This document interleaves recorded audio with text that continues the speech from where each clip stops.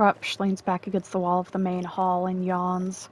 He's stuck running a little whippling of a visiting elf prince and a dwarven princeling around as their parents met and discussed the treaties between their clans. Grupsh really doesn't want to. The dwarf is all right, sure, but the elf is so... pretentious isn't quite the right word. Stuffy would be close to the mark. He asks far too many questions. Are any of the children yours? The elf is asking now, looking around at the young children wrestling in the square. The dwarf is chuckling fondly, and Grupsh belatedly remembers them saying that they had a child of their own waiting at home. No, Grupsh grunts. Maybe I'll have one day. But for now, I'm far too busy helping my mother protect the clan and its lands. And either way, I'd have to talk to Olga and Marsh first. Who are Olga and Marsh? The prince asks, swiveling his head around to fix Grupsh with two big, doe-like eyes. The breeders, Grupsh grunts. I've heard about that, the prince then cuts in. That you orcs have a mating pair to populate your clans for you. I didn't know whether to believe it. Ancestors, all those two do is fuck, Grupsh sighs. Gives us plenty of children for the clans to raise, at least. And for the neighboring clans that don't have an established pair yet. That's odd, the prince says diplomatically. Not really? Grupsh looks over the prince and frowns. You lot mate for life, don't you? Well, yes, but not. I mean, it makes sense, though, Grupsh continues. Since you elves can't have children as often as us, Olga and Marsh breed like rabbits. 7 children, 1 birthing. New record among the clans in the area. I wonder if goblins are like that, the dwarf murmurs. Don't you guys share a distant ancestor with them? Goblins don't believe in sexuality. They believe in food, Grupsh snorts, and the dwarf laughs. It's just, the prince says, surely it gets lonely without a mate, Grupsh. Well, we all take mates if we want them, Grupsh chuckles. Mine's from another clan. A strong warrior, one who makes the clan proud. His name is Drogal. He comes over with the traders to visit me.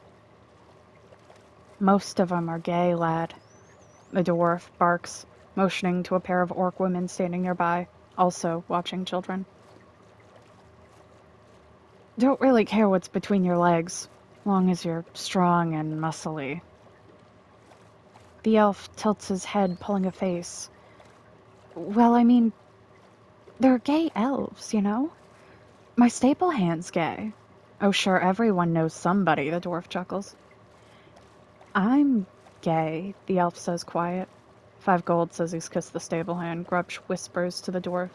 Oh, he's definitely kissed the stable hand, the dwarf whispers back. I haven't kissed my stable hand, the prince sounds mortified. He's a human. They don't live as long, so mother and father say I shouldn't risk getting attached. Now that's just sad, the dwarf humps. Just 'cause he's human?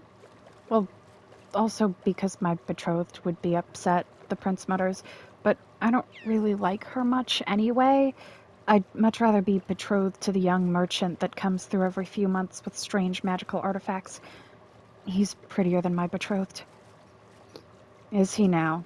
Grupsh smirks. Perhaps this young elf isn't so bad after all. Then why don't your parents let you get betrothed to him? Well, because I'm the prince sputters. I'm expected to have at least one child someday that's of my blood, and I'm gonna need a wife for that. Not to mention that Blythe is a tiefling, and my parents...